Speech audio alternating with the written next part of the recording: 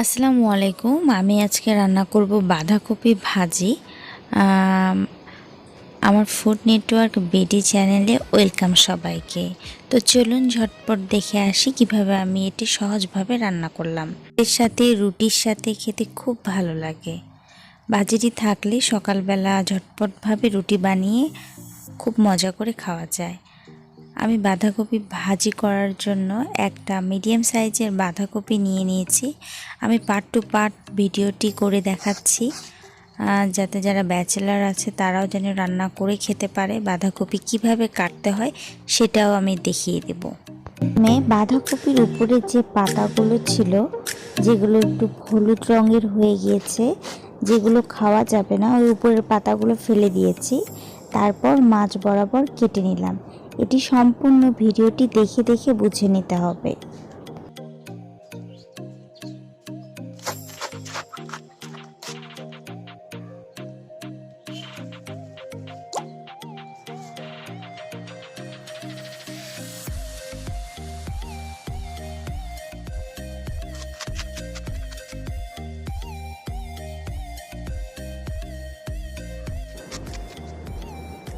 এখন আমি সুন্দর করে ঝিরিঝিরি করে কেটে নিচ্ছি।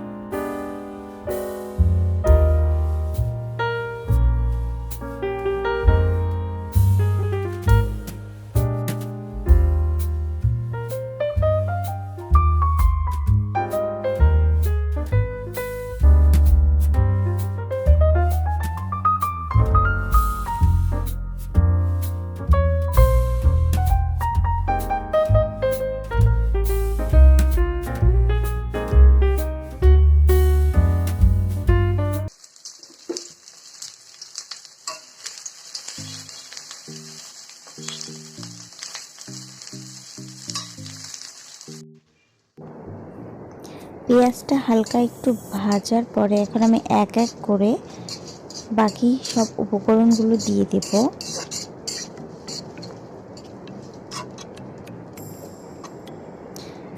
আমি রসুন কুচি করে কেটে রেখেছিলাম, রসুন কুচি আর 7-8টার মতন কাঁচা মরিচ মাঝখান দিয়ে ফাড়ি দিয়ে রেখেছিলাম, সেগুলো দিয়ে দিলাম। ঝালটা আপনারা আপনাদের পরিমাণ মতন দেবেন।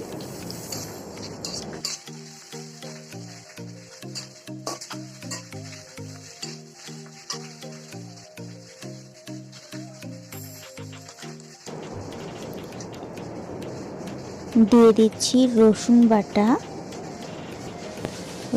বাটা দিয়ে দিচ্ছি হাফ টিস্পুন। ভালোভাবে নেড়েচেড়ে মিক্সড করে নিচ্ছি। সম্পূর্ণ উপকরণগুলো ভালোভাবে ভেজে নেব।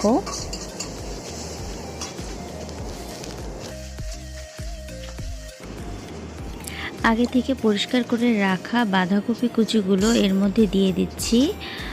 অফ ক্যামেরায় আমি হাফ চামচ হলুদ গুঁড়ো ও হাফ চামচ মরিচ গুঁড়ো দিয়ে দিয়েছিলাম।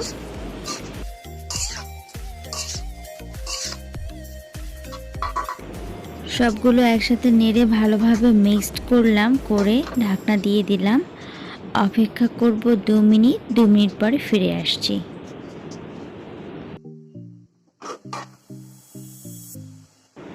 2 মিনিট হয়ে গিয়েছে এবং যথেষ্ট পরিমাণের পানি বের হয়ে এসেছে। এখন কাজ একটাই, এই পানিটাকে শুকাবো এবং যে যেমনভাবে পছন্দ করে। আমি একদম বেশি ভাজা পছন্দ করি, ওই জন্য আমি লাল লাল করে ভেজে নিব। এখন শুধু নাড়াচাড়ার কাজ, নাড়াচাড়া করব যেন নিচে লেগে না যায় আর পানিগুলো যেন শুকিয়ে যায়, তারপর পরিবেশন করব। এই তো তৈরি হয়ে গেল মজাদার বাঁধাকপি ভাজি। এটা আমি পরিবেশন করব গরম গরম ভাতের সাথে। ধন্যবাদ সবাইকে আমার সাথে থাকার জন্য। আল্লাহ হাফেজ।